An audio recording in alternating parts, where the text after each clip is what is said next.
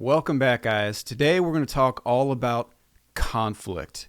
Conflict is the center of all good storytelling, so we're going to do a deep dive analysis of it. What's up, guys? Dave Jacobson here, best-selling author, book publisher, and editor. And in this video, we're going to talk all about conflict, right? This is the fourth video in a series of videos where I'm showing you step by step from the beginning to the end how to successfully write a fictional novel, right? No more guesswork, no more writer's block, no more getting stuck in the middle, not knowing what went wrong, because I'm going to give you the step-by-step formula that I've used to create numerous novels, including some best-selling novels, and you're going to learn exactly my techniques. So if that sounds good, guys, hit that subscribe button, and we're going to get into the video here.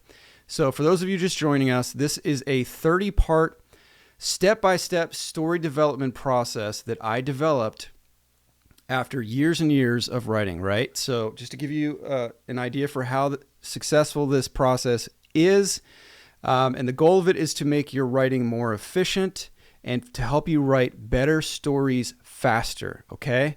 Better stories faster.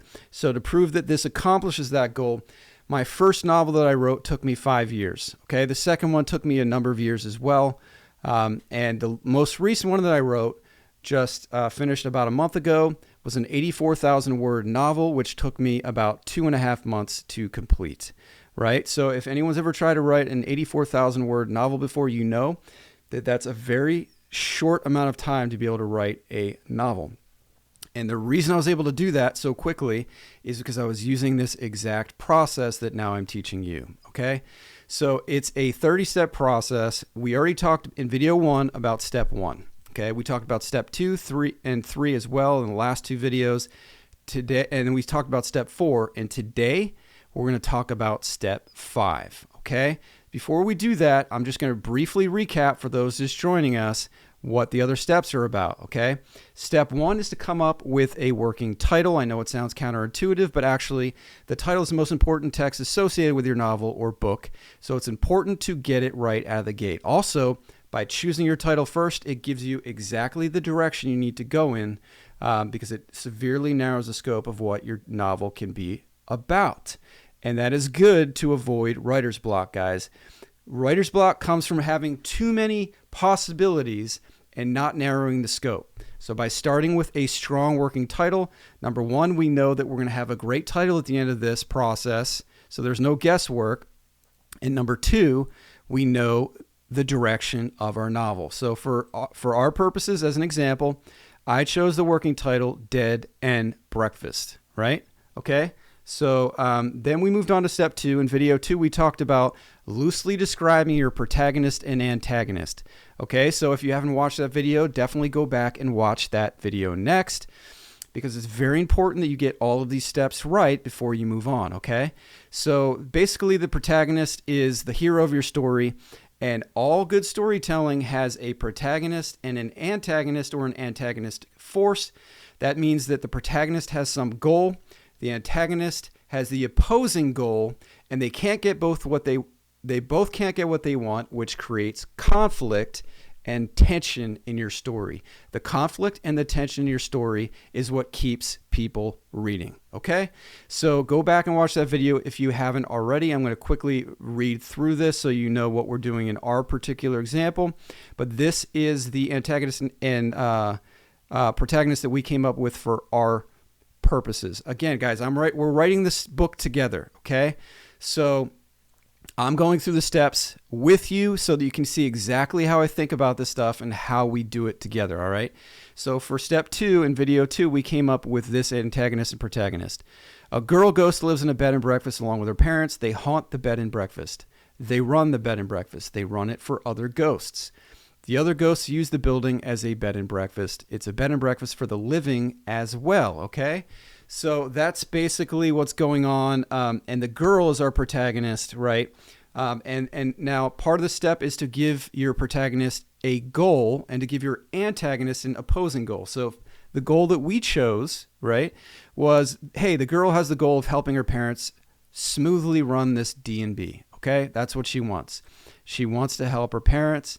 But here's the thing, okay? There's also this dead people government agency that manages dead living relations. Okay, the government agency wants to shut down the D&B for some reason. We haven't gotten to that yet.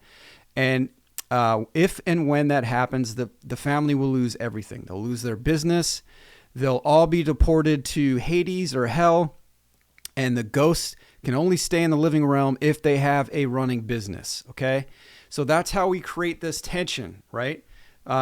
We've got our opposing force, or the antagonist, which is this government agency, and they want something that's opposed to what our protagonist wants. Our protagonist wants the business to stay open. She wants to help her parents run it smoothly, but the antagonist wants to shut them down for reasons we'll have to come up with later. But that's going to be the conflict driving this story. Okay, so that's step 2. Step 3. We want to give our protagonist and our antagonist a working name, okay? So this is, again, you can always refine this later. I talked about this in the third video, but basically we just said, okay, the protagonist is going to be called Callie. She's going to be a little girl, maybe, I don't know, we haven't decided yet, but let's say she's maybe 12 years old or something like that. It's probably going to be a middle grade book. DSA is the Department of Spectral Affairs, okay? That's the antagonist. Those are the people who have the opposing desire of our protagonist in the story, okay? So then we moved on to step 4. Last week we talked about this in depth, so I'm not going to go into too much depth. And after I get through this, we're going to move on to step 5, which will be the central thing we're going to discuss in this video, okay? Which, again, is... well, let me just zoom down to it for a second, which is going to be stating the conflict, right? We're talking all about conflict.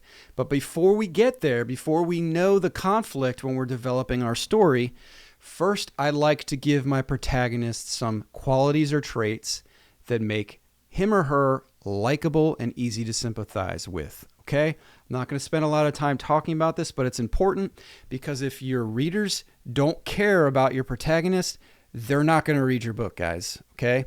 The whole reason we read stories is because we identify with somehow, or we care about the characters, and we want to see them succeed in reaching their goal, okay?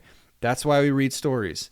And so you have to make your character relatable. You need to make them somebody that we're going to sympathize with enough that we actually care if they reach their goal. So there's a number of ways you can do this. We talked about it in depth in the previous video. You can make them courageous, have an unfair injury. You can make them skilled, etc., etc. I'm not going to go through that again. But for our purposes, we said, hey, we're going to make our protagonist courageous, loyal, humble, and dedicated to helping her parents smoothly run the Airbnb, or the bed and breakfast, right? And we also said that Callie is going to be in danger at some point. Okay. So that's going to make her relatable and sympathetic as well. So now we're ready, guys. With that recap in mind, we're ready to move on to step 5. So the heart of this video is all about explicitly stating the conflict of your book. All right. So if you've done all the work up until now, if you've gone through steps 1 and 2-4 like you're supposed to during the story development process, then it should already be implied, right? You should already have a sense for the conflict because we already defined the antagonist and the protagonist. And remember, they have conflicting goals, and that is going to be the main conflict of your story. Now, importantly, there's multiple conflicts in every story, right? Often there's an internal conflict. There's an external conflict. Internal conflict is like the things that are happening inside your protagonist's brain or their thought process. Maybe they hate themselves. Maybe they feel conflicted about what they're doing for some reason, right? Internally. That's internal conflict. Typically, what we're talking about now when it comes to plotting a book is the external conflict, okay? The external conflict is like the action conflict. What's happening outside your protagonist's thoughts and feelings and what's actually happening in the physical world, right? So it's okay to have just internal conflict. Some stories don't have an external conflict, but most stories do. And so think about that when you're thinking about this step, okay? Now, I provided a quick definition for you here. In storytelling, conflict is a crucial element that creates tension and drives the narrative forward by presenting a clash between opposing forces, right? The opposing forces are the protagonist and the antagonist. It's the struggle between the protagonist and an obstacle, which can be external, i.e. another character, nature, society, etc., or internal, a character's own desires, fears, or moral dilemmas, okay? So that's the definition of conflict that you can utilize when you're thinking about this step. And I also provide an example here, okay? The main conflict in Harry Potter is, most people have read Harry Potter, which is why I'm using it as an example, right? The main conflict in Harry Potter is the epic struggle between Harry Potter and Lord Voldemort, representing the battle between good and evil, right? So the main conflict is just between Harry and Voldemort. That's the protagonist and the antagonist. They have opposing desires, right? But they also represent something much bigger than themselves, which is part of why we relate to and care about the story, right? Harry represents good and Voldemort represents evil. So when you're trying to come up with conflict, think about how can the conflict of my particular protagonist, how can that be something that is important to everyone, okay? The more people that can identify with and find your conflict to be important because they can see the broader representation, the more your book can potentially reach a broader audience, okay? So now I'm just going to keep reading on. This external conflict focuses on Voldemort's quest for immortality, power, and the subjugation of both wizards and muggles, which Harry must stop. Okay, that is the main conflict. Voldemort wants the immortality elixir, right? He wants power and subjugation of wizards. And Harry needs to stop that, right? That is the main conflict. Okay, so now together, to really to make this more clear, we're going to complete the step together for our working book, right? So Callie's courageous, she's loyal, she's humble. We talked about all that.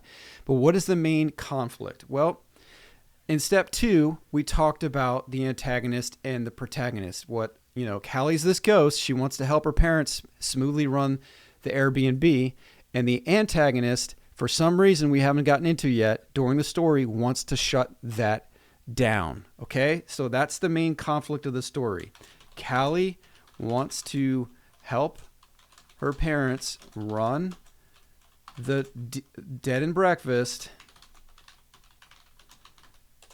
and the DSA, the Department of Spectral Affairs, wants to shut the D&B down. Okay? That's the external conflict for our story. But remember how Harry Potter represented something bigger? Good versus evil, right? So we want our story to also have this conflict that represents like a broader conflict. So we can say it's also about bureaucracy and oppressive government forces against human desire. Okay? So our conflict on the surface and within our story is about whether or not the DSA will shut down Callie's parents' business, but it's really about, in what it represents more sort of universally, is the struggle between government and bureaucracy and humans. Okay? Guys, if you're getting value out of this, I highly encourage you to subscribe, hit that alert bell, watch the other videos if you haven't already, and I'll see you next time.